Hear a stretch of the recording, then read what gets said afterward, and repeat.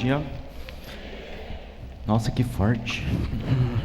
Bom, pessoal, primeiro agradecer o pessoal da Supera, agradecer todas as pessoas que se preocupam aí com o envelhecimento saudável, com a Thaís, que é uma parceira muito grande da nossa rede de residenciais, que é o Cora e o Vivace, né? E o objetivo aqui é trazer a discussão aqui um pouco da visão do residencial de idosos, de uma moradia, de uma LPI. A gente vai discutir aqui as nomenclaturas, né? E o tema que foi me pedido aqui para a gente discutir é a questão da humanização, da promoção de qualidade de vida nos residenciais aí, né, para o público idoso.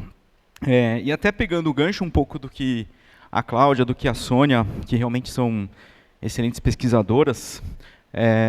Deixa eu só passar aqui. Acho que agora passou.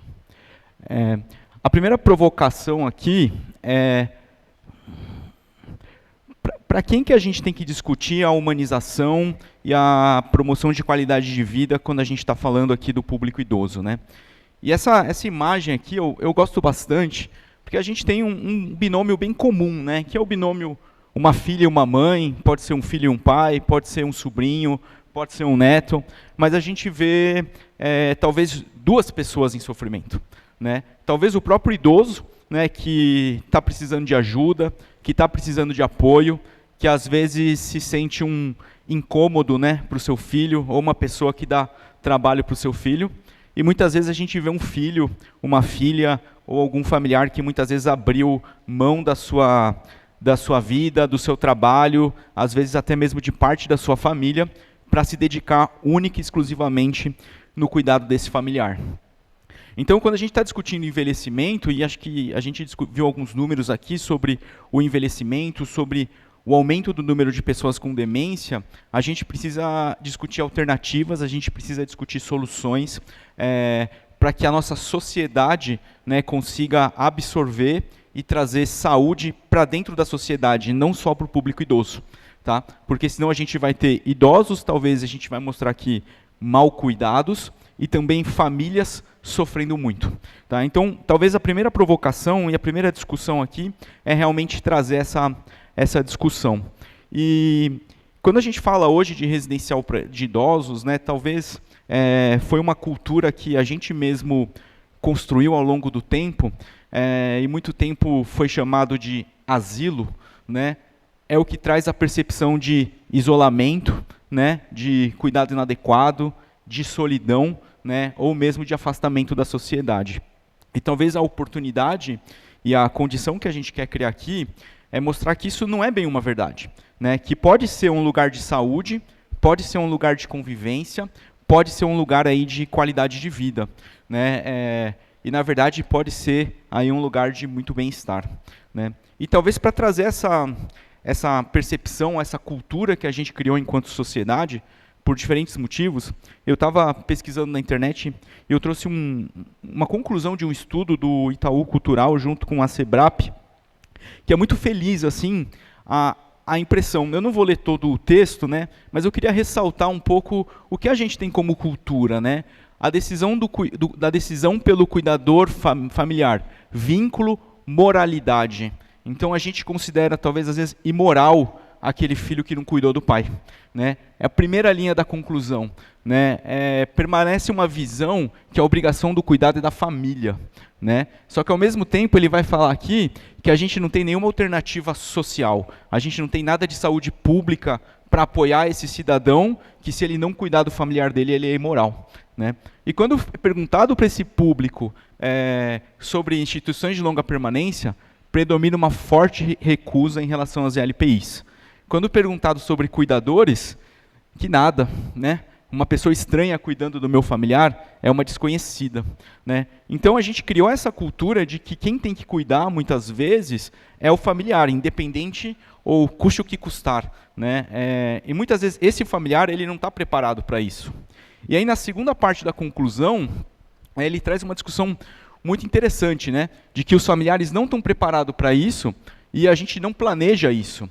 Muitas vezes, né, embora o cuidado seja uma responsabilidade absorvida pela família na sociedade brasileira, eles não se organizam e não se planejam nesse momento. E o tema é um tabu quando a necessidade surge. E ele traz a discussão que a necessidade surge muitas vezes na base do improviso, né? A gente não planeja, enquanto família, enquanto sociedade, que em algum momento a gente vai precisar apoiar, né, o seu idoso, seja uma supervisão ou seja um cuidado. A gente, de repente, está lá cuidando desse idoso. E muitas vezes a gente acha que é passageiro. Logo, logo melhora, então eu vou parar de trabalhar por algumas semanas, eu vou abrir mão da minha qualidade de vida, eu vou abrir mão da minha convivência com os amigos para cuidar do meu familiar por alguns dias. E, na verdade, esses dias muitas vezes viram anos, esses dias viram muito tempo, e esses dias muitas vezes viram uma doença para o próprio cuidador. Tá? Às vezes, quando eu cuido de algumas famílias, e eu não sei se alguém já teve essa experiência, eu olho e falo, nossa, a impressão que eu tenho é que o filho vai antes do pai, né? De tanto que ele se mata lá, de tanto que ele se esforça para cuidar, para se entregar num tema de cuidado. Então, eu acho que essa reflexão, primeiro, é uma reflexão que eu queria trazer, porque eu acho que o papel social de um residencial é talvez apoiar esse binômio, né? Apoiar essa história que às vezes é feita de falta de planejamento, é feita de improviso, e às vezes é feita de um mix de emoção, né? Porque a primeira palavra que está no cuidador é amor, né? A primeira palavra é, eu cuido dele porque eu gosto dele. Mas junto do amor vem culpa, vem sobrecarga, vem cansaço, vem pressão, vem saúde abalada, vem renúncia, né? Então, acho que a discussão aqui e a proposta aqui é, primeiro, fazer essa provocação, né? A quem o residencial de idosos ele visa atender? É o idoso oferecendo qualidade de vida, mas também é muitas vezes a família, é muitas vezes a sociedade.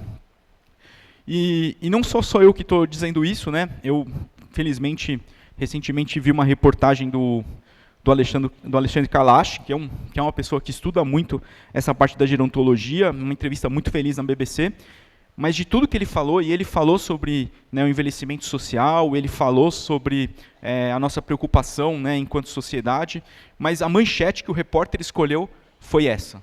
Muitas vezes, colocar o idoso em uma instituição é a melhor resposta, não tenha vergonha. Né? E nessa entrevista ele reconhece, e ele traz essa discussão muito próxima aqui do que eu trouxe. Então, eu acho que essa é uma reflexão, esse é um pensamento. Né? E talvez a próxima pergunta é, qual é o papel do residencial dentro dessa cultura e desse contexto? Né? E aqui também mais uma figura para desmistificar. Eu sempre me imagino, essa cena é uma cena da minha cabeça, eu nunca presenciei, mas eu tenho certeza que ela acontece, quando uma amiga conta para outra que colocou a mãe numa casa de repouso. A pessoa que ouve essa frase, ela deve fazer assim um balãozinho de julgamento, um balãozinho de preconceito, um balãozinho de estigmatização, assim, que é cruel, né? E talvez o que eu quero mostrar para vocês é que a realidade pode ser muito mais próxima do lado de lá, de eventos, de socialização e de qualidade de vida. Então, e aí entrando um pouco mais no tema, né, e trazendo para vocês, trazendo do olhar dentro do idoso, do planejamento do envelhecimento saudável, o que é a instituição de longa permanência ou residencial de idosos, tudo aquilo que a gente queira chamar, eu só não sugiro realmente ficar usando o termo asilo, que eu acho que é um pouco pejorativo, tá? Traz para a gente. E aí o primeiro desafio que eu enxergo dentro da nossa marca, dentro do Cora, dentro da Vivace, como instituições, é a questão da humanização, né? Porque o que é ser humanizado? Essa pergunta ela é um pouco dura, mas na minha visão, ser humanizado é ser correto. Ser humanizado é ter processos seguros. Ter humanizado também, ao mesmo tempo, é ser especializado. Tá? Eu me preocupo muito sobre a necessidade de instituições de longa permanência, residenciais de idosos no país, mas o quanto que isso também abre margem para um crescimento descontrolado ou, em alguns momentos, até mesmo irresponsável. Então, fazer um residencial, ser um residencial, tem que ter uma estrutura física, tem que ter uma programação, tem que ter atividades que promovam a qualidade de vida, e aí eu acho que dentro de um processo bem organizado entra a humanização. Tá? Então, eu sempre brinco do exemplo da comida, né? Porque comida é uma coisa super importante aí para a gente. Né? Ser humanizado é fazer com que todos comam uma comida gostosa, mas, ao mesmo tempo, dentro das suas possibilidades e das suas consistências. Nem todo mundo vai poder comer aquela comida que a gente vai falar geral, porque alguns vão precisar de uma comida pastosa. Isso é ser humanizado, eu preparar o mesmo cardápio de diferentes formas para atender os meus diferentes públicos. Para mim, ser humanizado é talvez a gente propiciar atividade para todos, mas em esferas diferentes. Vai ter gente que vai precisar de atividades muito mais, vamos dizer, desafiadoras, e vai ter pessoas que vão precisar de atividades muito mais simples dentro da sua capacidade, dentro do seu momento e até mesmo dentro do seu interesse. Então, eu acho que a humanização de um residencial, ela tem que estar sempre acima, primeiro, acho que da segurança, da estrutura, né, de um apoio especializado, para que a gente consiga, de alguma forma, estar pronto aí para oferecer uma moradia adequada que atenda a sua expectativa, que é cuidar de um idoso. E quando a gente vai falar de qualidade de vida, eu trouxe aqui algumas definições, porque qualidade de vida a gente pode encontrar acho que 40 definições na internet. Tem da OMS, tem essas que eu trouxe, mas quando eu vou falar de qualidade de vida para um idoso, a minha pergunta, na verdade, é o que é qualidade de vida para você? Né? Tem gente que vai responder que é passar o dia vendo Netflix, tem gente que vai responder que é passar um dia fazendo caminhada, tem gente que vai pintar, tem gente que vai bordar, tem gente que vai fazer atividade física, tem gente que quer passar o dia com a família, tem gente que quer cozinhar. Então, o nosso trabalho é tentar propiciar a qualidade de vida para o idoso conforme ele gosta, desenvolver a atividade que ele quer e desenvolver a rotina que para ele é importante.